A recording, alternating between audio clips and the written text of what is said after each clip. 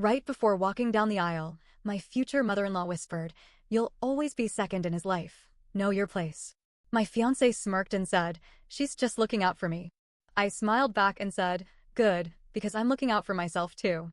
Minutes later, he turned pale as he saw what I had done. I should have seen the red flags earlier. I met Daniel 4 years ago at a charity gala in New York.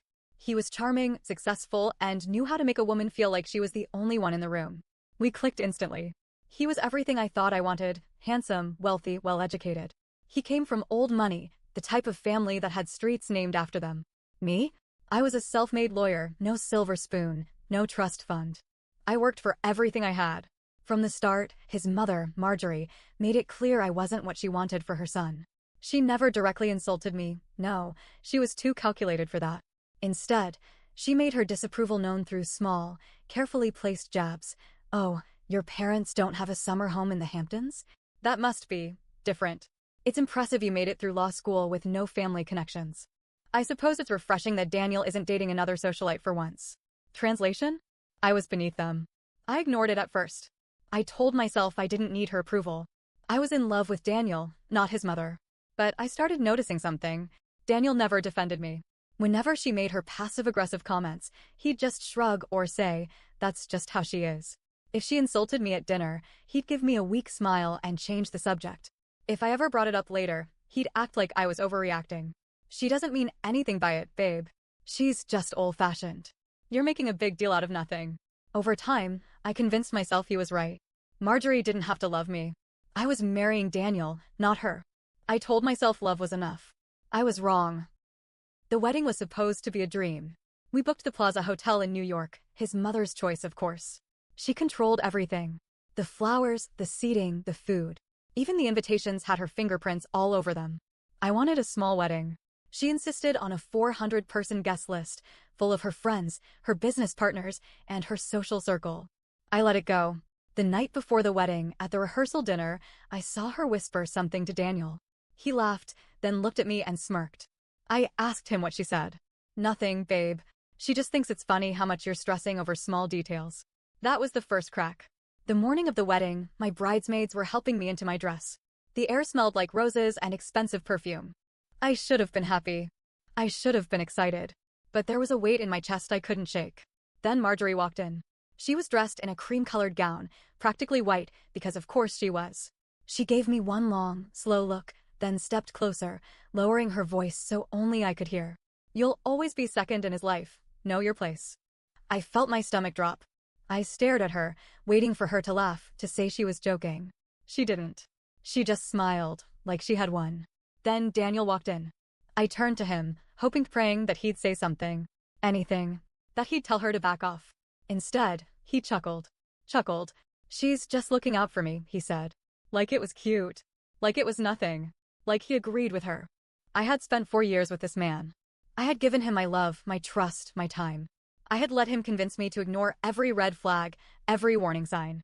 And in that moment, standing in a $15,000 wedding dress, I knew I was done. But what they didn't know was, I was already prepared. For months, something had felt off with Daniel.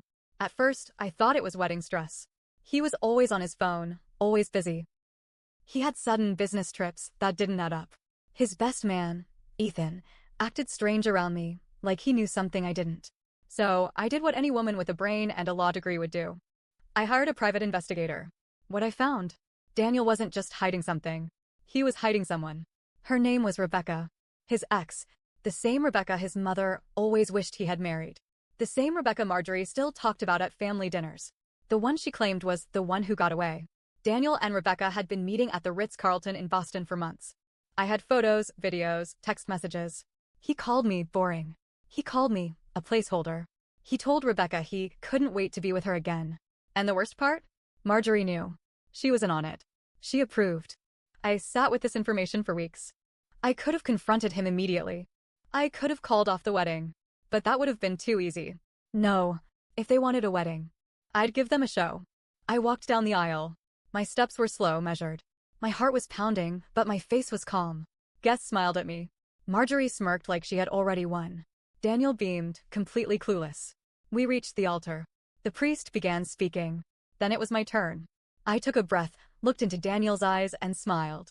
Before we begin, I just want to share something special with everyone here. I turned to the massive projector screen behind us. The lights dimmed. The screen flickered to life. And then everything. The texts. The photos. The videos. The proof. Daniel laughing with Rebecca in hotel lobbies. Texts calling me a chore. Guests gasped. Someone screamed. Marjorie went rigid. And Daniel? He turned pale. His hands trembled. He looked at me, then at the screen, then back at me. Like he could somehow fix this. Like there was any way out. But I wasn't done. I turned back to him, still smiling, and whispered, I deserve better. Then I let go of his hands. Silence. The kind of silence that feels loud. The kind that presses against your ears, makes the hairs on your arms rise. Then, chaos. Gasps rippled through the crowd. Someone knocked over a glass. A chair scraped against the floor as a guest stood up, maybe in shock, maybe in disgust. The air in the grand ballroom of the Plaza Hotel felt thick, like everyone was holding their breath at once. Daniel's face was ghost white. His hands trembled at his sides, fingers twitching, like he wanted to grab me, to shake me, to make me undo what I had just done. Marjorie? She was frozen. Her mouth opened and closed, but no sound came out. It was beautiful. I turned away from them, stepping back toward my bridesmaids, who looked at me with a mix of shock, admiration, and pure, unfiltered joy. Then Daniel finally moved. What the hell is this? His voice cracked. I tilted my head. Looks like proof. His eyes darted around the room like a trapped animal. The guests, all 400 of them, were watching him, whispering, waiting. His father, an old-money Wall Street mogul, was glaring at him like he was a massive disappointment. The kind you don't just sweep under the rug. This is fake, Daniel blurted out. His voice too loud, too desperate. He turned to the priest. Can we move on? She's pulling a prank, I laughed. That was the last straw. People started murmuring louder. A few guests actually snorted, shaking their heads. One of his groomsmen muttered something under his breath and took a step back, like he didn't want to be associated with this disaster. Then, from somewhere in the crowd, a voice clear, sharp, cutting through the noise like a knife. She's not lying, Danny. Silence again. I turned. It was Ethan. The best man. His face was tense, his jaw clenched. His hands were in fists, like he was holding something in. Daniel whipped around to him. What the hell are you talking about? Ethan exhaled, running a hand through his hair. He wasn't looking at Daniel. He was looking at me. I knew. I knew about Rebecca. His voice was thick, like it physically pained him to say it. What? Daniel's voice wavered. Ethan ignored him. His eyes never left mine. I wanted to tell you. I tried, but... He swallowed. I thought you already knew. My chest tightened. I had expected many things that day. Shock, anger, maybe a dramatic scream or two. But this? This was new. What do you mean? I asked, my voice steady, but my heart pounding. Ethan exhaled, shaking his head. Rebecca, she wasn't the only one. I felt my stomach drop. I had prepared for one betrayal. I had spent weeks knowing that Daniel had one mistress. I had planned my revenge around one cheating scandal. But this? I wasn't ready for this. Explain, I said, my voice sharp as glass. Daniel shook his head violently. Don't listen to him. He's just trying to ruin this. Ethan cut him off. Shut the hell up, Danny. The room went dead silent again. Daniel looked stunned. He had never been spoken to like that. Not by Ethan. Not by anyone. Ethan took a deep breath, then turned back to me. It's not just Rebecca. He hesitated, then said, there were others. And some of them weren't just flings. Everything tilted for a second. I gripped the back of a chair to steady myself. How many? I forced the words out. Ethan looked at me, and for the first time, he looked guilty. At least 3 that I know of.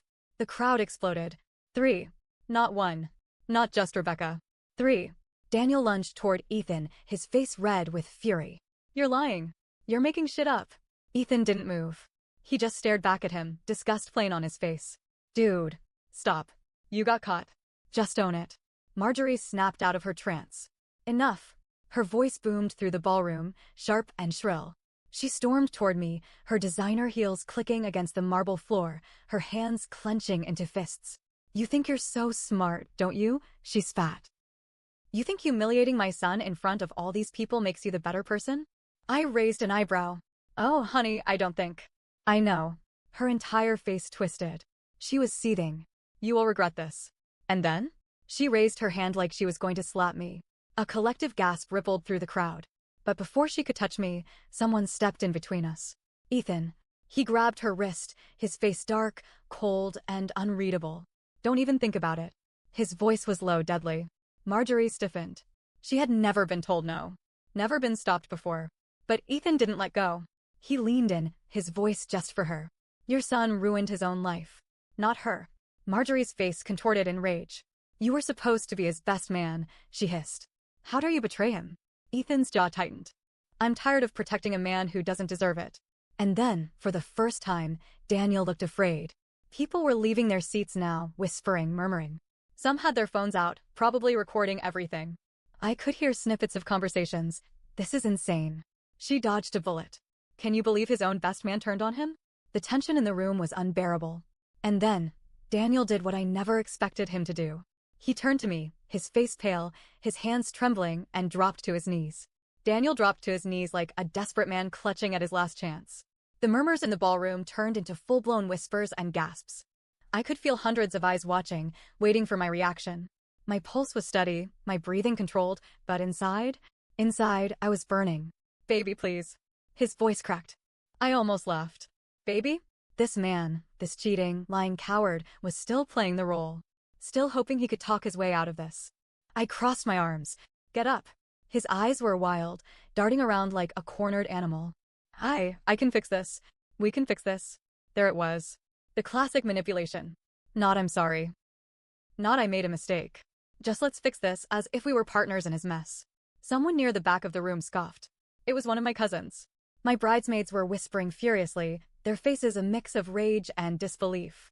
I don't think there's anything to fix, Daniel, I said coolly. I turned my back on him, letting the silence stretch. And then, another voice cut through the tension. A woman's voice. Oh, you've gotta be f***ing kidding me. Heads turned. A woman stepped forward from the middle of the crowd. She was tall, sharp-featured, dressed in a deep green gown that screamed money and power. But her face? Her face was furious. Daniel's eyes widened in horror. No, he muttered under his breath. Marjorie whipped around, her gaze locking onto the woman. And for the first time since this all started, since the moment she tried to slap me, she looked nervous. You. Marjorie's voice was low, deadly.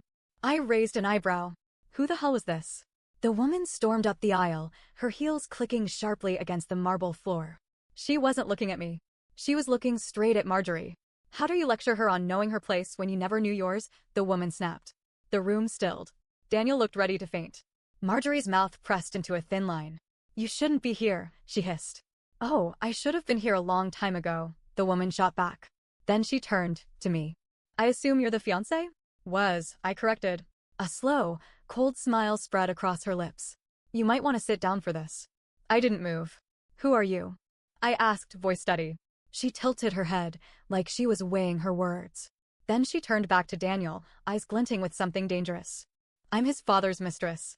The gasps were deafening. I swear I heard someone drop their champagne glass. Daniel physically swayed like he was going to pass out. His father, who had been sitting in stony silence, shot up from his seat, his face going dark with rage. Catherine, he started. But Catherine, Daniel's dad's mistress, lifted a hand, stopping him. No, don't you, Catherine me, she sneered. Not after you dragged me into this f***ing mess. Asterisk, I glanced at Daniel. He looked like he wanted to disappear into the floor. Marjorie? Her hands were clenched into tight fists, her entire body shaking with anger. You have no right to be here, she spat. No right? Catherine let out a sharp laugh. Sweetheart, I have more right than anyone. You think you're the only one who gets to play puppet master? You've been cheating on your husband for years, and now you want to act like some perfect society queen. Wait, what? I blinked. Did I just hear that right? I wasn't the only one stunned. The entire room went still. Daniel slowly turned to his mother. Mom? His voice was uncertain. Marjorie's lips pressed so tightly together they turned white. But Catherine? She wasn't done. Oh, poor Daniel, she mocked. Your mommy never told you? She's been having an affair for years. And guess what? Your father knew. The room erupted. Daniel's father's face was stone cold, his eyes locked on Marjorie. Is it true? He asked, his voice deadly quiet. Marjorie opened her mouth, closed it, then snapped. Are you really going to take the word of your whore? A collective gasp. Catherine? She smirked. A whore, she repeated. Big talk for someone who's been sleeping with the same tennis instructor for 6 years. Marjorie lost it. She lunged, actually lunged at Catherine, but Daniel's father grabbed her wrist, stopping her. Enough, he said firmly. But Daniel? He was still standing there, staring at his mother like he'd just found out the world was a lie. Mom, is this true? Marjorie's nostrils flared. Her gaze darted toward me, toward the guests, toward the people watching this family disaster unfold in real time. I knew that look. It was the look of a woman who had lost control. It doesn't matter, she snapped. This is between me and your father. But Daniel shook his head, disbelief painted all over his face. You made my entire life about being better than Dad, he whispered. You told me he was a disappointment. That he was the reason we had to be careful about our name. He let out a bitter laugh. But all this time, you were just like him. The room felt charged, like something was about to break. I could see the shift in Daniel's face, like everything he believed was unraveling. I should have felt sorry for him. I didn't. Because in that moment, I realized this was why he was the way he was. Marjorie had raised him to be like her. Cold, calculating, entitled. But now? Now, she had been exposed just like him. And Daniel, for the first time in his life, looked truly alone. And I wasn't done yet. I took a slow step forward, locking eyes with him. You and your mother always looked down on me, I said, voice calm. Like I wasn't good enough. I let the silence stretch. But now you're the ones covered in dirt. And then, the doors burst open. A new voice rang through the ballroom. Sorry I'm late. Did I miss anything? I turned. And there she was. Rebecca. The doors slammed open, and the entire room turned toward the entrance. There she was. Rebecca. Tall. Blonde. Wearing a dangerously low-cut red dress, the kind you don't wear to a wedding unless you want to cause a scene. She held a small clutch in one manicured hand, her expression calm, too calm. And I smiled. Oh, perfect timing, I murmured, just loud enough for Daniel to hear. Daniel? He looked like he'd been punched in the stomach. What the hell are you doing here? His voice was tight, panicked. Rebecca stepped forward, completely unbothered. Relax, sweetheart. You invited me. The room collectively gasped. His hands clenched into fists. I didn't. Rebecca pulled out her phone. No? Then who sent me this? She turned the screen toward the crowd. And there, in full view of 400 guests, was a message from Daniel, time-stamped 2 nights ago. I can't stop thinking about you. I wish this wedding wasn't happening. You were always the one. A stunned silence. Then, a furious whisper from the crowd. Jesus Christ. Is he serious? His fiancée is standing right there. I turned back to Daniel, tilting my head. That's interesting. You told me you hadn't talked to her in months. His face drained of color. Rebecca smirked. Oh, honey. He's been talking to me for years. Daniel staggered back. That's not true. Rebecca folded her arms. You're really gonna deny it? Then she turned to me. I wasn't going to come. Her voice was steady, calm in the storm. I thought I owed you that much. But then, she waved her phone. He practically begged me to meet him last night. So I figured, why not come see the show? A collective gasp. Daniel whipped toward me. She's lying, Rebecca laughed. Am I? Babe, check your phone. Daniel yanked his phone from his pocket, fumbling with it. His eyes flicked over the screen, then widened in horror. I knew what he saw. I had already seen it. The texts. The dozens of texts he sent her, just hours before the wedding, begging her to meet him in secret. Then, Marjorie snapped. She turned on Daniel like a viper. You idiot, she hissed. Do you have any idea what you've done? Her voice cut through the room like a blade. Daniel looked at her, stunned. Mom, you have humiliated this family. Her voice was deadly quiet now, but her hands? They were shaking with rage. You had one job. One. Daniel blinked, suddenly looking like a little boy caught stealing cookies. You think this is about you? Marjorie continued. Do you know how hard I worked to make this wedding happen? Do you know what I had to clean up for you? And now you've made us look like absolute fools. Daniel flinched. I didn't. Stop lying, Daniel. For the first time in his life, his mother looked at him with nothing but disgust. You're pathetic, she spat. The crowd erupted again. I saw his father watching silently, unmoving, his jaw clenched. Ethan stood stiffly beside him, arms crossed, watching it all crumble. Daniel looked lost. Like he had finally realized there was no way out. Then, he turned back to me. Please. His voice broke. I messed up. But we can fix this. I stared at him for one long, slow second. Then I picked up my bouquet. And I threw it in his face. Gasps. A few laughs. The bouquet hit his chest and dropped to the floor. Daniel just stood there stunned. I smoothed down my dress, turned to the audience, and gave a small, elegant nod. Thank you all for coming, I said sweetly. The wedding is off. But please, enjoy the food. It's already paid for. Then I turned on my heel and walked away. And let me tell you, it was the best walk of my life. So, where's everyone now? Daniel? Completely disgraced. His firm quietly let him go because public scandals aren't good for business. Word spread fast in New York. No one wants to hire a lawyer who gets exposed in front of 400 high-profile guests. Marjorie? Oh, she's seething. But guess what? She's too embarrassed to show her face at social events. Turns out, being caught in her own affair made her a pariah. Rebecca? Back with her actual ex-boyfriend. She never wanted Daniel long-term. She just liked knowing she could have him anytime she wanted. Ethan? Turns out, he had feelings for me the entire time. We've been getting coffee.